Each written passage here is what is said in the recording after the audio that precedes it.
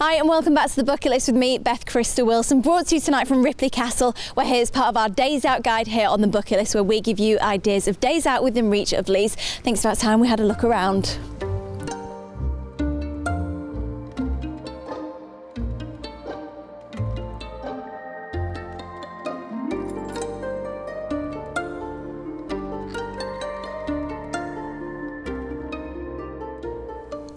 Lucy, the first thing I noticed about this room is the smell. It's absolutely gorgeous. Do you lose that, or every morning do you enjoy it? We enjoy it every morning, but it gradually goes throughout the day, and we often get people coming in and saying, "Oh, I love the smell in here." So it's beautiful, but we have to keep popping out and coming back in again to get that smell.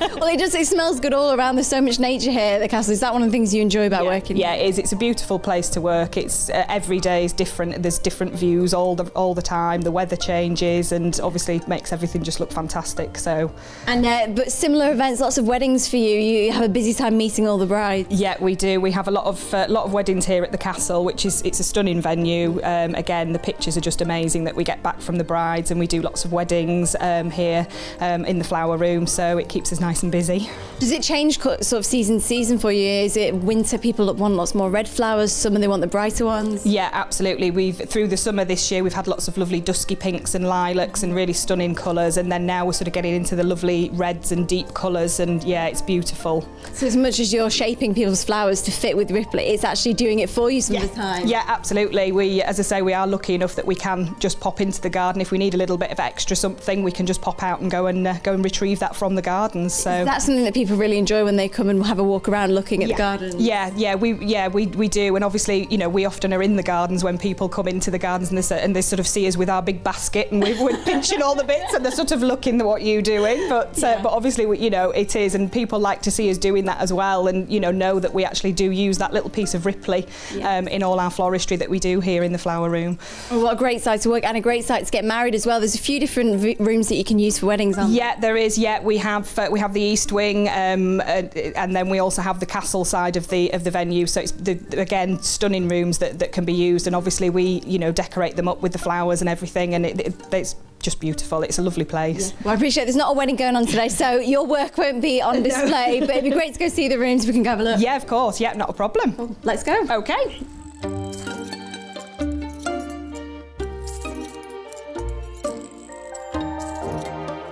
So this is the east wing of the castle. This is where with the brides and grooms, if they're having the wedding ceremony here, they would come in through this area here, through the big doors here, so obviously through the gatehouse. That view is stunning. Yeah, it's beautiful. So they come in through the gatehouse, through the double doors there, and then make their way up the stairs, up to the rooms that we have upstairs.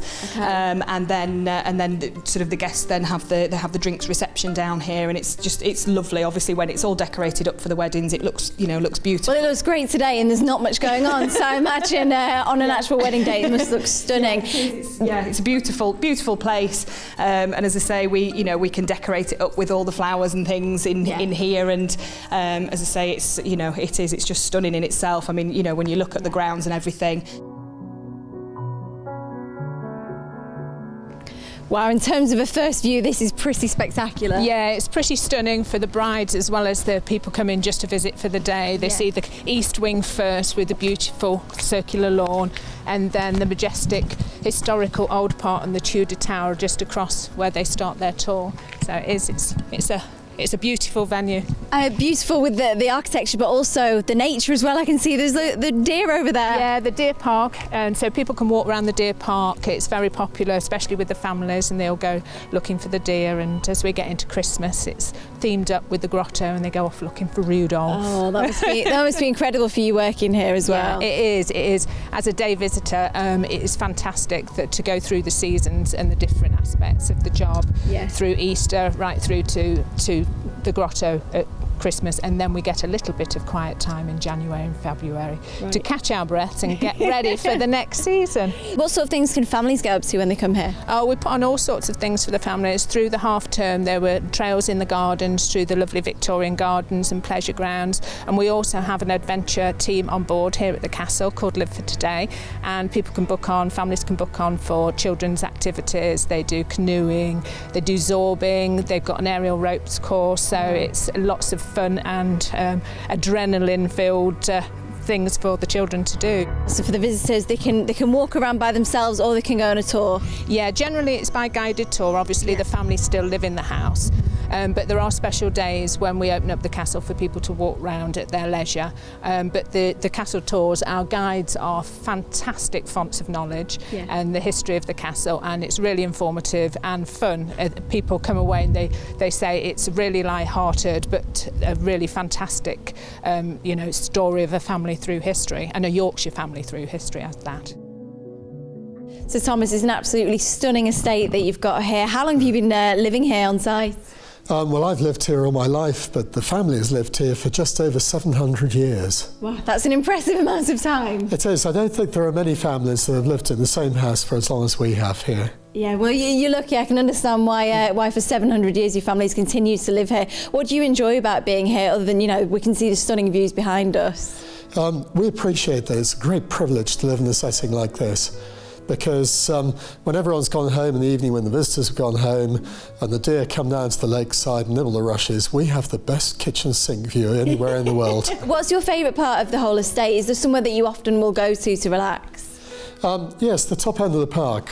There's a lovely view across the park and the lakes and then over the hills and dales beyond. And it's a lovely quiet spot, and sometimes I'll just sit down up there and really enjoy it. And your children have also grown up here. What do they think about living at this stunning venue? Well, it is a slightly unusual home to bring children up in, because they get used to being, living in the goldfish tank, as it were. They're used to having people around. And this extends to the weddings and other events we hold here at weekends. And they've learnt to go to sleep with bands performing literally 50 yards from their bedroom windows. It's a bit like living in London and the underground and the planes going overhead. Yeah, exactly. And over the 700 years that your family's lived here, can you tell us a bit about the history, any exciting historical moments from that time? Yes, well, I mean, we gained the castle as a form of dowry, so it was given away literally as a wedding present. Right. To the family. Will you marry my daughter? You must be joking. Okay, I'll throw the castle on a few thousand acres. Will you do it now? Oh, okay, if I have to. And it is a remarkable history, because most of the time history has very much controlled the family. There are occasions when the family has controlled history, but it's very much not just our history, it's the history of every family, no matter what their status, over the course of 700 years. Things happen, recessions happen, civil wars happen, plagues happen, and all of these, you can see the impact it's had on the Ingleby's, just as it would have had on every other family in the country. During the Civil War, we were on the wrong side. In fact, we seem to have been on the wrong side of most of the problems over the last 700 years. And the Ingleby's were predominantly royalists. One or two weren't, and the family was split. So when Cromwell turned up here, asking for a bed for the night after the Battle of Marston Moor in 1644, Sir William Ingleby had to leap into a secret hiding hole, leaving his sister, the redoubtable trooper Jane Ingleby, who'd fought at Marston Moor, wearing a full suit of armour, to actually take care of Cromwell. And she held him at gunpoint all night in the castle library to prevent him from searching the castle for her brother, who she knew was hidden upstairs in the secret hiding place. And the hiding place itself was a leftover from the religious persecutions. The Inglebys were Catholics at a time when Catholics were treated as traitors. And so Francis Ingleby, who was ordained a Catholic seminary priest, had the priest's hiding hole made so that he could escape from the pursuers that were searching for him. So we reflect all the troubles and tribulations that have gone through English history in the last 700 years. Have you ever had to hide in that hiding place, maybe on a game of hide and seek? Sometimes we used to do it. We used to put all sorts of strange things in the hiding place to keep the castle guides on their toes. So around Halloween we'd put skeletons in there, and then one year I remember we put a duck's nest with a stuffed duck on it, things like that. So the guides were trying to tell this very serious story, and would turn around and couldn't understand why all the visitors were sort of looking, what's going on here? If you live in a place like this, you need a sense of humour. If you don't have a sense of humour and you live in the castle, you're probably in the wrong career. How has it changed over those 700 years? I imagine it's needed to be modernised hugely to make it livable today. Yes, it has. I mean, we believe that yeah, if the castle isn't comfortable to live in, then you're just adding problems onto your own shoulders. The lifestyle that we live nowadays is very different from the one that my parents would have lived in. Yeah, now, the days when it feels really strange are the days when we don't have people in the castle, and we don't have the tours going through, or we don't have a dinner or a wedding or something else on. And it's eerily quiet. So you just have a few quiet days a year when you get it all to yourself? Yes, very, very, very few, thankfully.